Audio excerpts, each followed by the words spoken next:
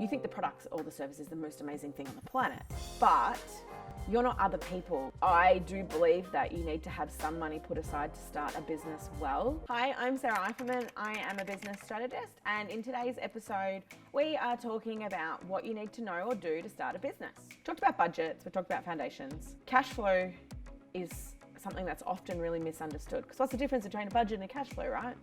So a budget is what you think things are going to cost, whereas a cash flow is what things actually cost, the money that goes in and out of your bank account. And often people start businesses with no money in the bank, which means their cash flow is already at zero or at a negative right away. So the benefit of a cash flow is to track whether or not you're actually profitable as you think you are in accordance with your budget.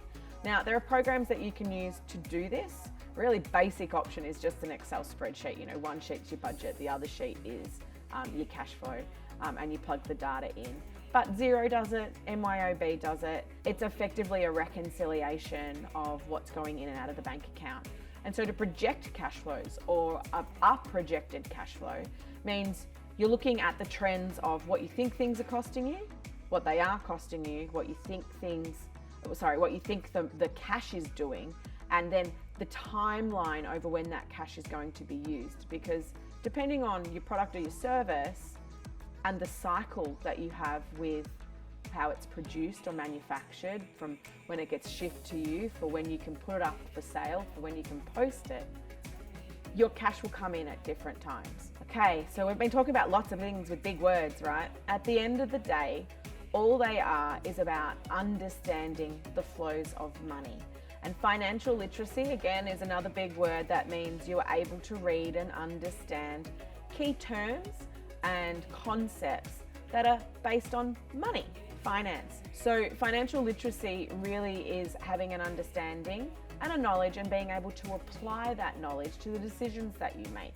And so financial literacy is a really key important part of running a business, because business traditionally are about the flows and costs and expenses that go with producing your product or your service. So if you don't understand how money works, and you can't apply basic financial concepts to your business, how is it ever going to be financially successful?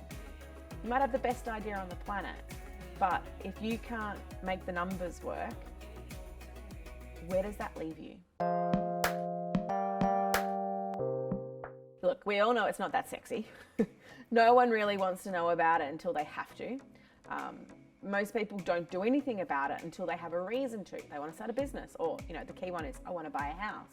So we actually have a podcast that you can listen to, Financial Fofu. It's it's hosted by Anchor, but it's on all the platforms. You can download it. Just look up Financial and then FOFU, which is the fear of fucking up. We do also have a money intelligence course, which is literally just the basics of a budget, a cash flow, and learning about the gap between. It does have a fourth module, which teaches you how to read a tax return and a profit and loss, which is really important for business. But yeah, you can do that. Other options are you can do lots of reading. You can find other podcasts that you can listen to. You can go and do other courses, but really find something that resonates with you, and the style of explanation is probably the most important part, because you want to take the knowledge in and you want it to stick, and it takes practice and time. So the earlier you start doing it, the better off you'll be. All right, so once you've got your foundations worked out, you've done your research, you've kind of got a great idea, that's when you go and look up what your business name is going to be.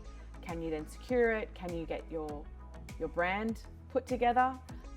And can you get IP, so trademarking, and intellectual property rights on those things? So the reason that we do the research and the foundational stuff first is because sometimes the brand name or the business name you've decided no longer matches your product or your service if you do the business name first. Once you've done that, you then go out and you get yourself a business bank account, and that's registered in your entity name, and you use that business bank account solely for business use. You don't run your personal finances through it.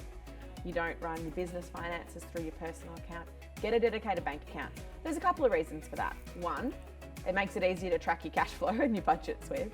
But two, it makes it really easy to do your tax then. So if you are going to engage a bookkeeper or an accountant to do your financial management, they're not reconciling personal expenses mixed in with the business expenses, and then that adds up to an extra cost that you really don't have for a simple thing as a great habit of having an actual business account that you only spend out of. That old chestnut. So great habits is not an easy one, and great habits leads into accountability. And one of the biggest things that people say about why they want to work for themselves or have their own business is because they don't want to be accountable to anyone. They're free to do whatever they like. And that is true. But our nature as humans are that we often need tangible goals or somebody to kind of beat us with maybe a little stick. But, we need that accountability piece. So creating great habits is something that you need to set yourself up for. We know that habits take 21 days to stick if they're done daily. And they can be simple things that you start with small and then you build them up into better habits as you get more advanced in your skills or more knowledgeable in the business space.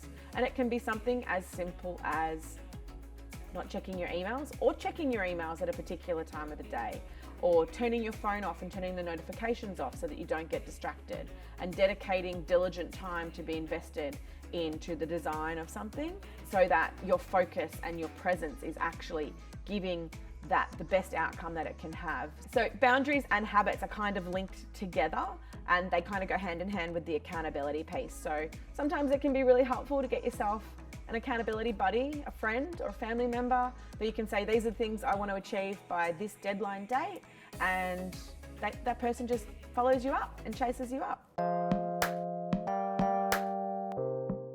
Look, habits are a really unique thing to where you are at in your journey, in business and in life.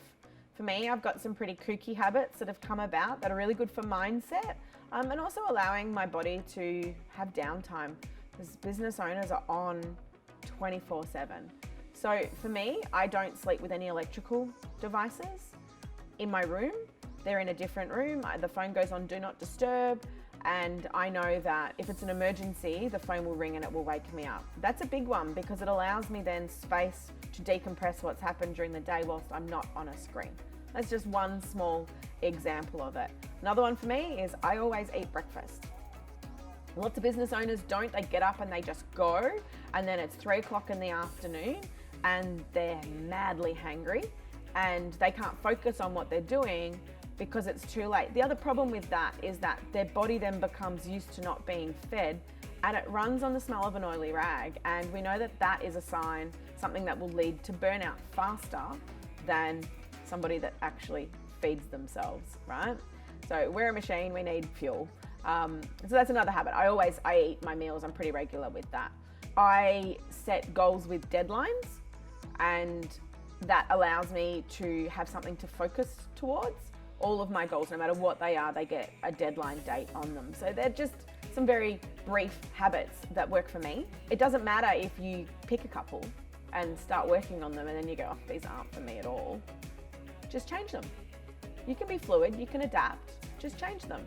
It's more important that you get into the habit of creating habits than not creating habits at all. So yeah, I get it. It can be super overwhelming. If you were listening to me today, you might think, never starting a business. I suppose the point of what I'm saying is that being successful in business takes a lot of hard work. The majority of people don't make it in business. They don't survive. So if you're going to invest the blood, sweat and tears, do it so you set yourself up for success. Given that it can be overwhelming though, all you need to do is break it down into little sections or segments and focus on that section for a period of time, and then move on. When you think you've got it 75, 80% covered, move on to the next one. And what will happen is that you'll be working on the next one and you go, oh, and you can go back and you can finish off that section. So like anything, break them down into small, tangible tasks, and then they form the bigger picture for you. And you go from there. Thanks for watching today's episode of my YouTube channel. If you've got any questions, please put them in the comment section below and feel free to subscribe. Look out for our next episode.